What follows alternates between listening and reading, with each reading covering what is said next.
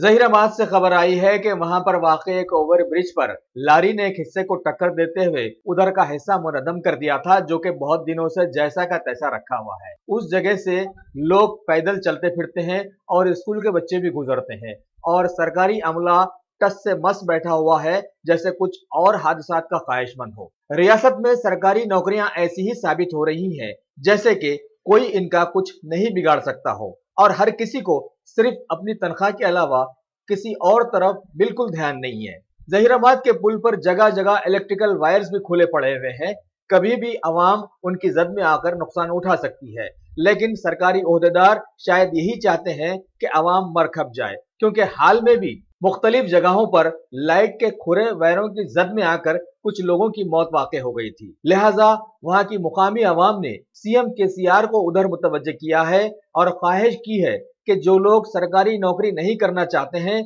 उन्हें अलग करके दूसरे सैकड़ों जरूरतमंदों को महकमे में लाया जाए और जहीराबाद की तरक्की की जाए।